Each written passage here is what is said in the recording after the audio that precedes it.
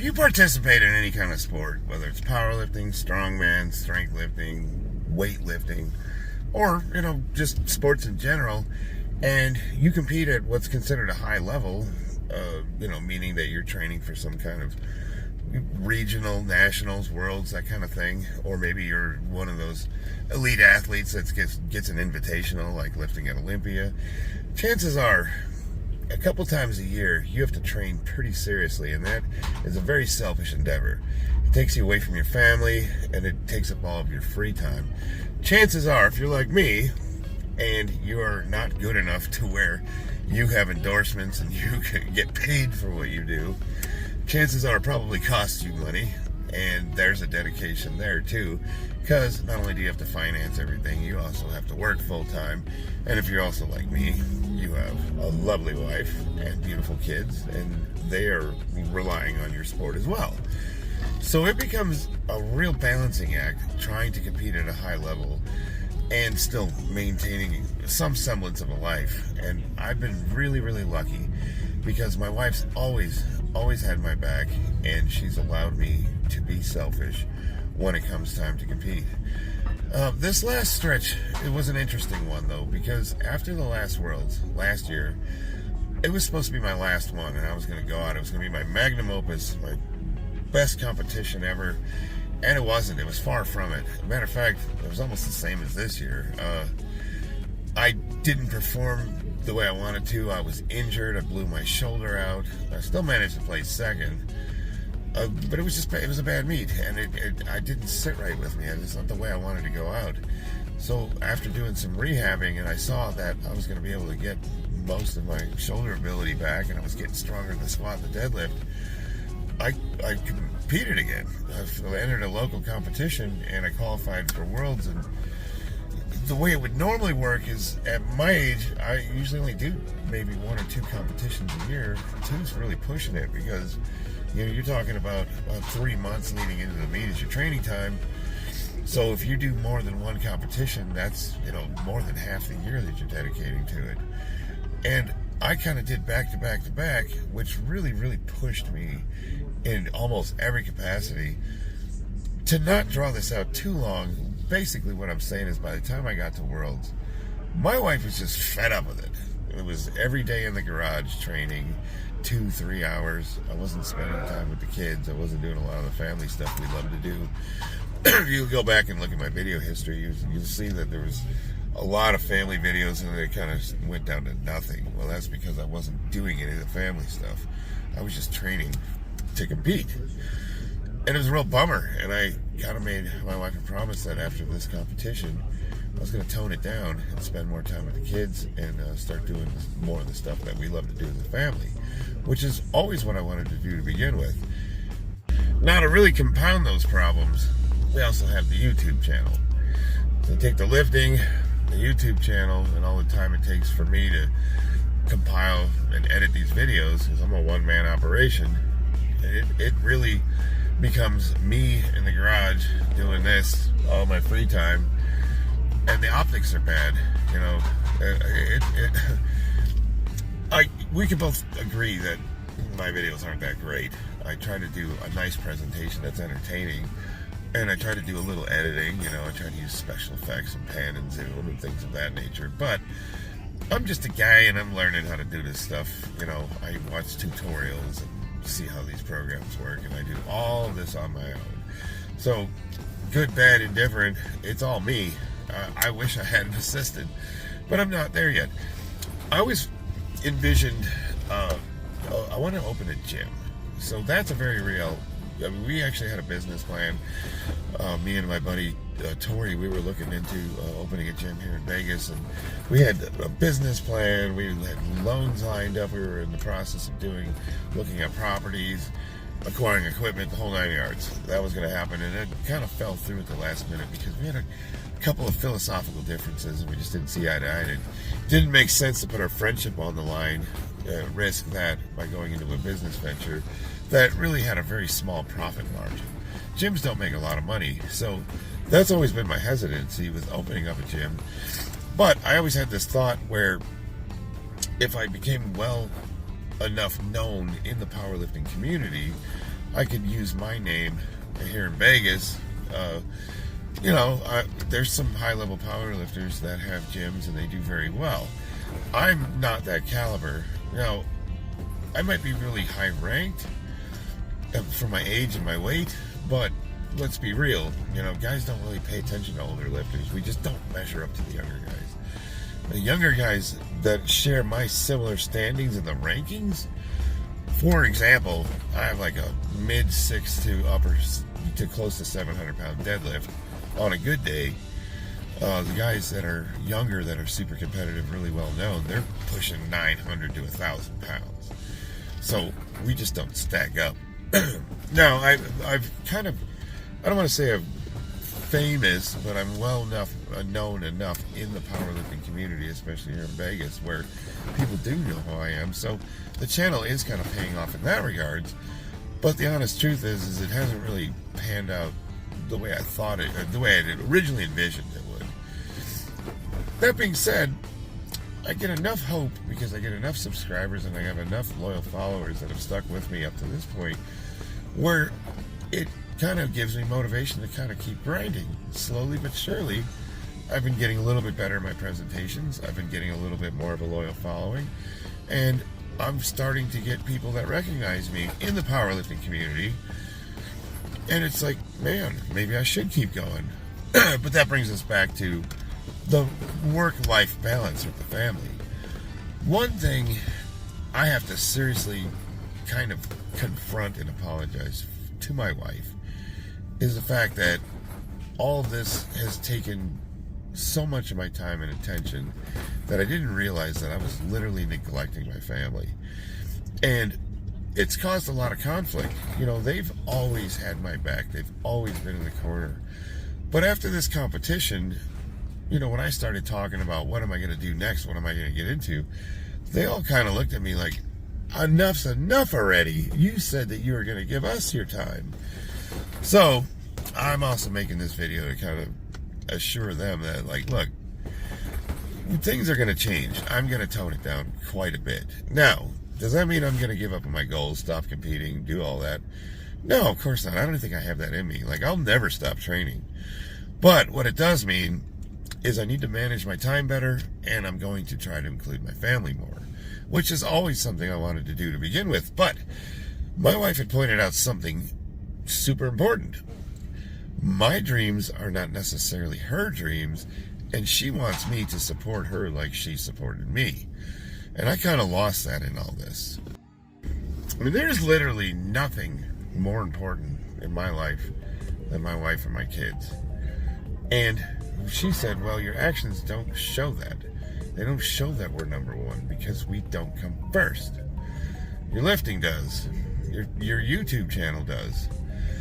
And I'm like, no, I don't see it that way. I think they're both important.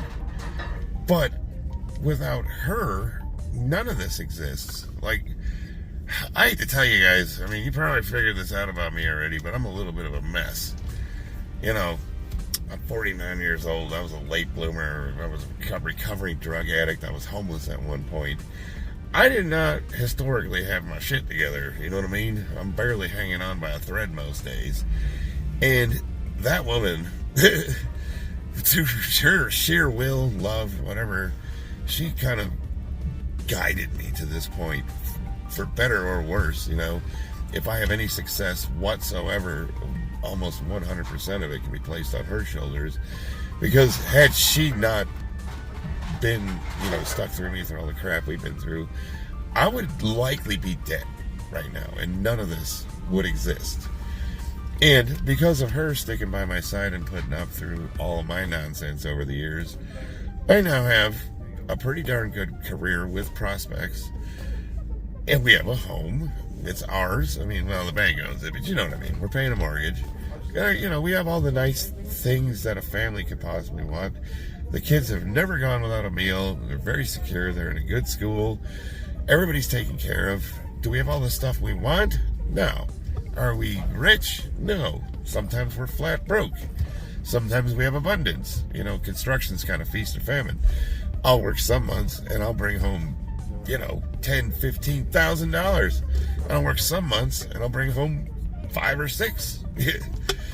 So the big months, those are kind of getting rare these days, and it's more 40-hour paychecks are kind of what you'll see at the end of the year and holidays. But there's times in construction where we do really well, and we can do things like take trips and do all the family stuff. And then there's other times where we got to really budget and really buckle down, and every penny has to be accounted for.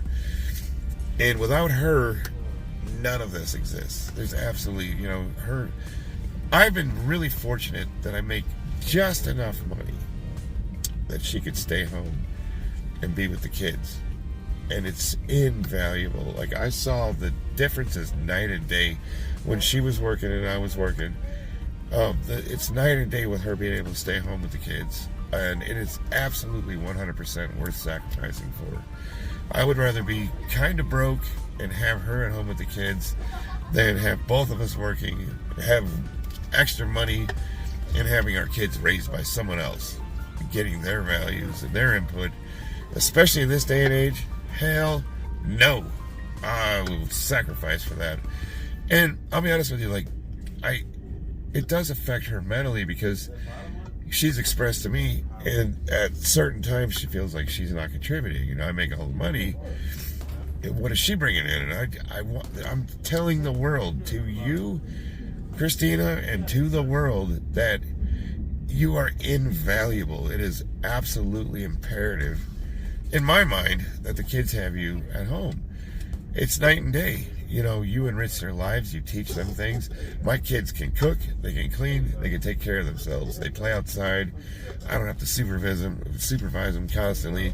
You got mothers out there with 10, 11, 12-year-olds, and they sit out there and watch them play. These kids can't even go down the street by themselves, let alone do something like cook their own breakfast. Our kids can do everything. They can shoot, they can hunt, they can track, they can survive in the wild. Now, okay, maybe that last one, I could take them with me and we could survive in the wild. How's that? They would be useful. They could start a fire, they could do everything. Most kids, their peers, all they can do is get on social media. It's super sad. You just don't see kids with books. You don't see kids doing art projects. You don't see them doing crafts. You don't see them picking tools up and helping to repair things and maintain the house. Our kids do all of that. And if you're that type of parent and you're raising warriors that can handle themselves, you're doing God's work. Understand that. There is nothing more important. No, I'm a very blessed man. My wife, she said to me the other day, she's like, I don't think you and I have anything in common. We don't like the same things. We're not into we don't share hobbies. Like, you don't share any passions of mine. And I thought about it. I'm like, it's true on the surface. A lot of the things that she's into and passionate about, I don't, I'm not. I enjoy them. Like, she's into gardening. I built her a garden. She likes to garden. Am I passionate about gardening? No, not really. I mean, I like it. I love having a garden. We have chickens, and I love them little critters. The kids love them little critters, but I would hardly say I'm passionate about it. I built her the chicken coop. Well, we really kind of built that together, but I did most of the carpentry. But my involvement with the day-to-day stuff, yeah, I'm not really into it. It's not my thing. She loves big dogs. Big dogs. Big slobber, poop everywhere. Me, I'm more of a cat guy. I know that's pretty lame, right? 49-year-old Marine cat guy. Yeah, I'm a cat dude. I like dogs. I love them. I don't like it when they're needy. They're always in my space. She loves them. I lay all over her. I built that 14-foot bed that's wall to wall in our bedroom, just so all the dogs can pile up. Not my favorite thing in the world to fight for my spot in the bed with a 200-pound friggin' dog, which I think is what our puppy's going to wind up being. So, yeah, on the surface, it doesn't seem like we have a lot in common, but we share the same values. We're not materialistic. We both value relationships. It's all about family. It's all about the people that you have in your life that you share. It's all about experiences, going places, doing things. That's what we share. We have the same values on how our kids should be raised, and we see the world in a similar lens, you know, our views on the government or politics. Religion, you know, I don't think we share the same religious beliefs, but what we do share is the ability to hold civil discourse and debate things on a very intimate level. And she's super intelligent, and that's one thing I just absolutely love about her. She challenges me very much so intellectually, and I hope that I provide her the same challenge. So in all the ways that matter to me, as far as I can tell, we very much have a lot in common. In all the ways that are important, I mean, she's my soulmate. And I'll tell you what, I find her just as beautiful today as I did when we first met. You know, we both have changed physically over the last 12, 13 years. And some things got better and some things got worse. But you know what? I live and die with those eyes and that smile. God, home is wherever she is. Oh man, I'm getting sappy. What can I tell you guys? I got it bad. I love this woman. I can't even describe to you every failed relationship I've ever had, all the mistakes I've made. And, you know, I finally found one who, you know, I'm willing to fight for.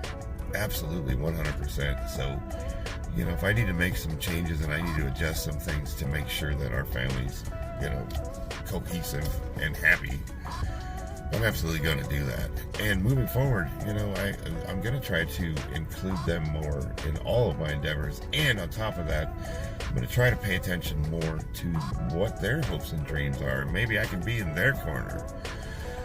You know, my kids, it's tricky. I keep trying to get them into things. I don't see what they're passionate about except for video games. And my little daughter, man, she could be a boxing prodigy.